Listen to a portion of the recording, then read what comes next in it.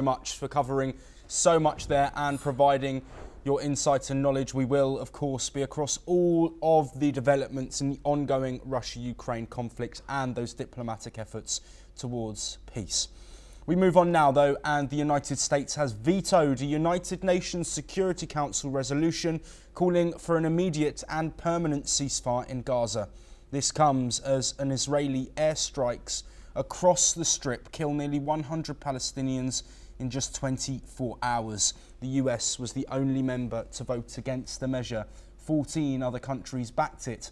Washington objected to the resolution, saying the call for a ceasefire was not linked to the release of Israeli hostages.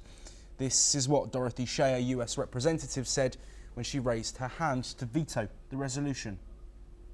U.S. opposition to this resolution should come as no surprise. It is unacceptable for what it does say, it is unacceptable for what it does not say, and it is unacceptable for the manner in which it has been advanced. The United States has been clear. We would not support any measure that fails to condemn Hamas and does not call for Hamas to disarm and leave Gaza. Any product that undermines our close ally Israel's security is a non-starter. This resolution would undermine diplomatic efforts to reach a ceasefire that reflects the realities on the ground and emboldens Hamas. Meanwhile, UK Prime Minister Keir Starmer has described Israel's conduct in Gaza as intolerable and says his government is reviewing sanctions. The UK government has also called for an independent probe into the deaths at Gaza aid shelters. Hamish Falconer, UK Middle East Minister, had the following to say. We are appalled by repeated reports of mass casualty incidents in which Palestinians have been killed when trying to access aid sites in Gaza. Desperate civilians who have endured 20 months of war should never face the risk of death or injury to simply feed themselves and their families. We call for an immediate and independent investigation into these events and for the perpetrators to be held to account.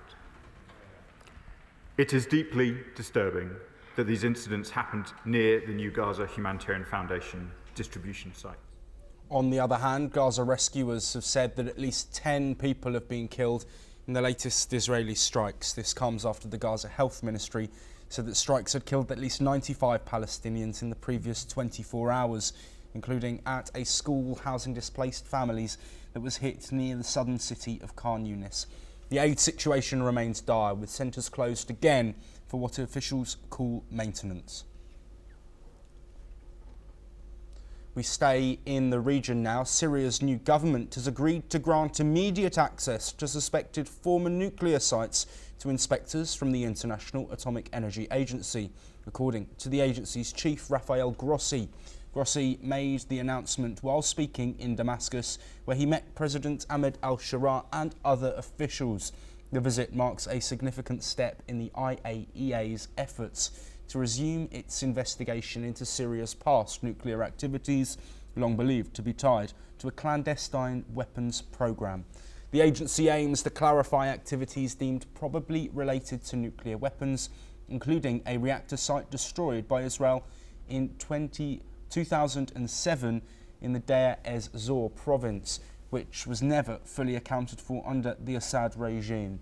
Grossi expressed hope that inspections could be completed within months, describing the new Syrian government as committed to opening up and international cooperation.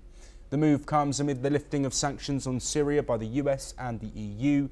Grossi also announced plans for the IAEA to help rebuild Syria's nuclear medicine and oncology infrastructure, and said President al-Sharaa has shown interest in pursuing nuclear energy in the future. We head to the Indo-Pacific now. South Korea's new president, Lee Jae-myung, has held his first cabinet meeting, focusing on an emergency economic package aimed at addressing the country's stagnating growth and providing aid to struggling households. Lee is moving swiftly to deliver on a key campaign promise. His rise to power followed a turbulent snap election triggered by widespread anger over a brief martial law imposed by former President Yoon Suk-yeol. The attempt at military rule led to Yoon's impeachment and resignation. In brief remarks, Lee urged the outgoing cabinets which remained in place after Yoon's impeachment to act quickly. Let's listen to what he said. 이 체제 정비가 명확하게 되기에는 상당한 시간이 필요한데 그 시간 동안도 우리 국민들은 어쨌든 어려운 상황에서 고생을 하십니다. 최대한 저는 그 시간을 좀. So far, Lee has nominated a trusted political ally as Prime Minister and is working quickly to form a full cabinet and staff his office to ensure a smooth transition and continuity of government.